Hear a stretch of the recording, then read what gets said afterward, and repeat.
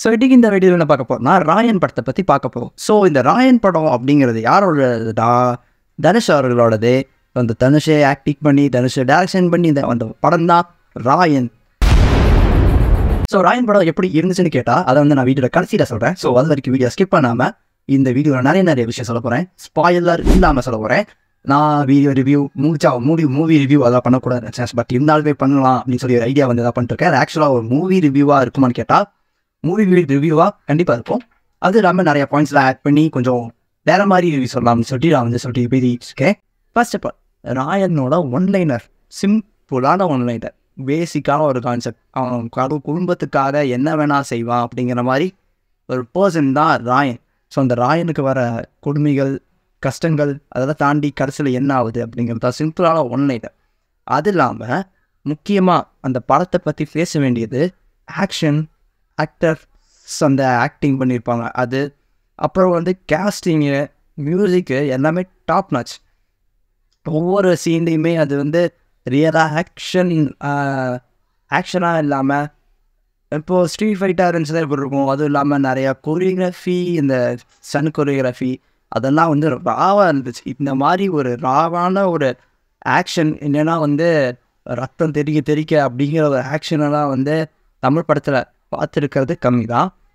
ஆனால் இந்த படத்தில் வந்து ஆக்ஷனுங்கிறது, ஃபைட் எலமெண்ட்ஸ், அப்புறம் நிறையா ஆக்ஷன் எலமெண்ட்ஸ் எல்லாமே வந்து ராவாக இருந்துச்சு. யாராச்சும் நீங்கள் போய் அடிக்கிற மாதிரி இருந்தால் அது எவ்வளோ ரியலாக இருக்குமோ அதை ரியலிஸ்டிக்காக போய் கேப்சர் பண்ண விஷயம் மாதிரி இருந்துச்சு. ஒருத்தரை போயிட்டு நீயே போய் சண்டை போடுறதுல சும்மா வீடியோ எடுக்கண்டா அப்படிங்கிற லெவலுக்கு அந்த சினிமேட்டிக் அந்த ஃபைட்டுங்கிறது இல்லாமல் ரியலிஸ்டிக்கான ஒரு ஃபைட்டாகவே கிட்டத்தட்ட கொடுக்க ட்ரை பண்ணியிருந்தாங்க. ரியலாக ரொம்ப கொடுக்க ட்ரை பண்ணணும் அப்படின்னு நினச்சா நம்மளாலே பார்க்க முடியாது. ஸோ என்ன சொல்ல வரேன்னா, அந்த ஃபைட் சீக்வன்ஸ் எல்லாம் டாப்னஸ் வேறு மாதிரி இருந்துச்சு. ஆக்ஷன் சீக்வன்ஸ் எல்லாமே சூப்பராக இருந்துச்சு. அந்த சீனை எலிவேட் பண்ணுறதுக்கான அந்த மியூசிக்காக இருக்கட்டும், அந்த ஸ்க்ரீனை எலிவேட் பண்ணுறதுக்கு அந்த ஆக்டிங், அப்புறம் ஸ்லோ மோஷன் எல்லாமே பர்ஃபெக்டாக யூஸ் பண்ணியிருந்தாங்க. சத்தியமாக சொல்கிறேன், ஒரு ஃபஸ்ட்டு டைம் ஒரு டேரக்ஷன் பண்ணுறாங்க. இல்லைன்னா வந்து ஃபர்ஸ்ட் டைம் ஒரு கமர்ஷியல் மூவி எடுக்கிறாங்க. சப்போஸ் அதாவது ஆக்டர் இல்லாமல் ஒரு இத்தனை இதையும் பார்த்துக்கிட்டு எல்லாமே பர்ஃபெக்டாக ஆக்டர் தான் இத்தனை நாள் பண்ணிட்டு இருந்தாங்க. ஆக்டர் இல்லாமல் திடீர்னு ஒரு ஜம்ப், யூனிவர்சல் ஜம்ப் மாதிரி திடீர்னு ஆக்டர்லேருந்து ஒரு டேரக்டராக ஒரு ஜம்ப் அடித்து அந்த படத்தை எப்படி எடுக்கணுமோ பர்ஃபெக்டாக எடுத்துட்டாங்க. சூப்பராக இருந்துச்சு படம். இது வரைக்கும் ஃபஸ்ட் ஆஃப் வரைக்கும் படம் வந்து எனக்கு இப்படி போயிடுச்சு.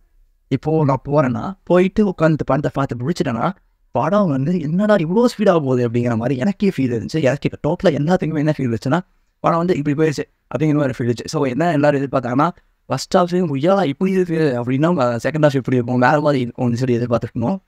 பட் அங்கே அதை தனுஷ் அதை ட்விஸ்ட் வச்சுட்டாப்ப என்னன்னா ஃபஸ்ட் ஹாஃப் வரைக்கும் படம் நல்லா போயிட்டுருச்சு. அதுக்கப்புறம் தனுஷ் அவர்கள் வந்து ஒரு சுச்சுவேஷனுக்கு அப்புறம் அது சொன்ன ஸ்பாட் ஆகிடும். ஸோ நான் வந்து ஸ்பாயிலர் ஃப்ரீ இல்லைன்னா வேறு லட்சம் ஷார்ட்ஸ் ஆக்கி காப்பேன். என்ன நடக்கும்னா இன்டர்வல் பிளாக் வரைக்கும் படம் தாறுமாறாக போயிட்டு இருக்கும். அதுக்கப்புறம் கொஞ்சம் தூக்கிட்டு போட்ட மாதிரி அப்சைட் டவுன் ஆன மாதிரி சேர்ந்து ஆக சொன்னால் இப்படி போயிட்டு இருந்த படத்தை அப்படியே தூக்கி இப்போ திருப்பி போட்ட மாதிரி இருந்துச்சு படத்தை. அதில் தான் கொஞ்சம் சொதப்பின மாதிரி எனக்கு ஒரு ஃபீல். என்னவென்றால் முக்கியமாக இருக்கிற எல்லாருமே பேசிக்காக பண்ணுறது அப்போ ஏன்னா நான் வந்து ஹீரோவை வந்து கெத்தாக காட்டணும், இதில் ஹீரோ கெத்தாக காட்டணும் அப்படிலாம் இல்லை. ஹீரோ வந்து எப்படி ப்ளே பண்ணுவோம், ஹீரோ ரோலுக்கு அப்போ ரைட்டிங் இருந்துச்சு. ஆனால் ஹீரோவுக்கு கொடுக்குற இம்பார்ட்டன்ஸை எப்பயுமே எல்லாருமே யார் கொடுக்க மறந்துடுறாங்கன்னா வில்லனுக்கு கொடுக்க மறந்துடுற.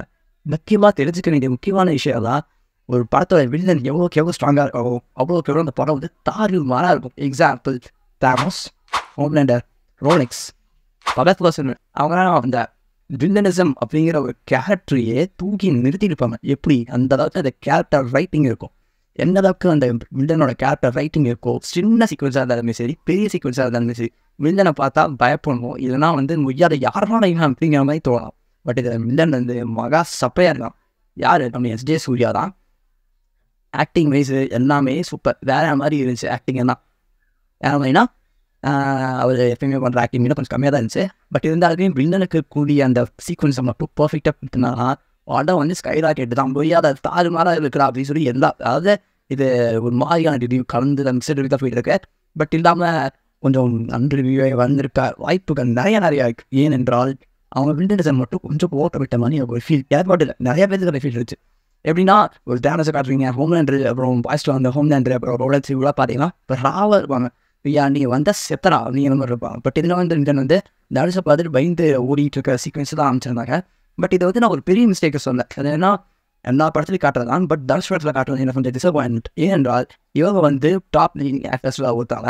அதுவும் இல்லாமல் நிறையா டெக்னிக்கலான விஷயம் தெரிஞ்சிருக்கோம். அதுவும் இல்லாமல் ஹாலிவுட் மூவிஸ்லாம் போய் நடிச்சுட்டு வந்திருக்காங்க அப்படிங்கிற காட்டி நான் வந்து என்ன எக்ஸ்பெக்ட் பண்ணேன்னா ஓகே படம் வந்து தாறுமாறாக இருக்க போகுது அப்படின்னு சொல்லி நினச்சிட்டு இருந்தேன். பட் அதெல்லாம் கொஞ்சம் அன்சாட்டிஸ்ஃபைடாக ஆக்டிவிட்டிஸ் அந்த வில்லன் கேரக்டர் மட்டும் கொஞ்சம் நீட்டாக செதுக்கியிருந்தாங்கன்னா படம் டாப் நாச்சாக இருந்திருக்கும். அது மட்டும் தான் நான் வந்து இதை பிஏவே எடுத்துருக்கு காரணமாக இருந்துச்சு. ஏன்னா எல்லாருமே என்ன பண்ணிடலாம்னா ஹீரோ கெத்தாக்கணும் எப்படி தானே ஹீரோ ஜெயிக்கலாம் போகிறாங்க. கடைசியில் எப்படி இருந்தாலும் ஹீரோ கடைசியில் ஜெயிச்சிருவோம். இது நம்மளுக்கே தெரியும். பட் இருந்தாலும் அதை வந்து நம்ம எப்படி வந்து ப்ரெசென்ட் பண்ணுறோம் அப்படிங்கிற ஒரு மேட்டர் இருக்குல்ல.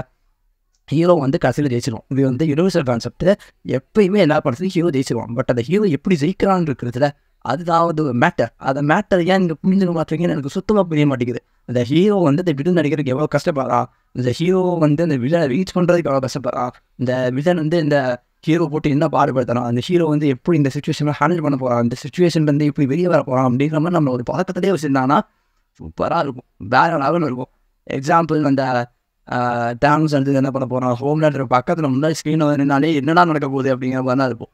ஏன்னா அந்த அளவுக்கு ராவான பர்ஃபார்மன்ஸ் சொல்ல ராவான அந்த ரைட்டிங் இருக்கும். ஸோ அந்த ரைட்டிங் வந்து எவ்வளோக்கு எவ்வளோ ஹீரோ கொடுக்குறீங்களோ அவங்களுக்கு எவ்வளோ வந்து வில்லனுக்கு சுற்றி இருக்க கேரக்டர்களாக பர்ஃபெக்டாக கொடுத்துருந்தாங்க.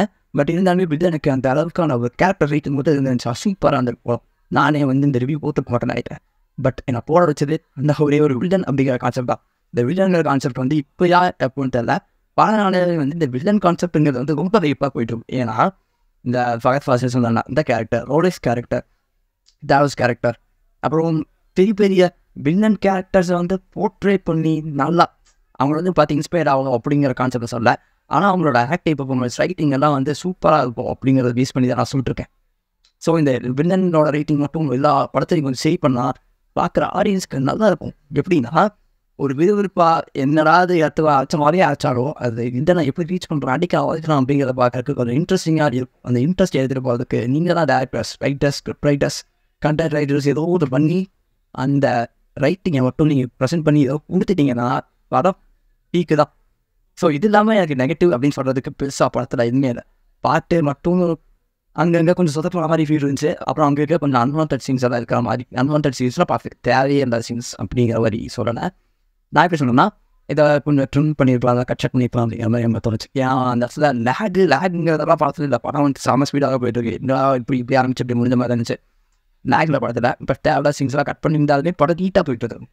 தேவையில்லா சீன்ஸ்னால் நடுவில் ஏதோ ஒன்று பேசுறது அதெல்லாம் இது இல்லாமல் இருந்திருந்தாலே படம் வந்து இப்போ போயிட்டு இருக்க ஸ்பீடை விட என்ன ஸ்பீடாக போயிருக்கும். படம் டக்குன்னு முடிஞ்சிருக்கும். நம்மளுக்கு வந்து அடுத்த சீன் ப்ரெடிக்ட் பண்ணுற மாதிரி இருந்துச்சு. அந்த ப்ரெடிக்ஷனுக்காக அந்த டைமெல்லாம் ஒதுக்கி அப்படி பண்ணுறதுக்கு பதில் நான் கொஞ்சம் சீக்கிரம் முடிச்சிருந்தாலே அந்த தாவணி முடிஞ்சிருக்கும் அப்படின்னு சொல்லுவாங்க. புரியுதா? வாழ்வது அவங்களுக்கு புரிஞ்சிருக்கும். தாவலாம் அந்த வில்லன் கேரக்டருங்கிற பவர் வந்து எப்போ நீங்கள் கரெக்டாக இம்ப்ளேஸ் பண்ணுறீங்களோ அப்போ வந்து படம் வந்து பகா அப்படிங்கிற மாதிரி நான் சொல்கிறேன். நான் யாரும் சொல்ல, இது முழுக்க என்னோட ஒப்பீனியன். இந்த என்னோட ஒப்பீனியன் வந்து உங்களுக்கு மேட்ச் ஆச்சுன்னா மட்டும் லைக் பண்ணுங்கள். சப்போஸ் இதை மாதிரி வேறு வீடியோ வேணும் அப்படின்னு சொன்னீங்கன்னா கமெண்ட் பண்ணுங்கள். அப்புறம் வந்து வேறு என்ன இந்த சப்ஸ்கிரைப் பட்டன் மட்டும் கொஞ்சம் அழைச்சி நேவாக போவோம். வேறு ஒன்று நமக்கு வைப்போம். கடா Here I come. Oh.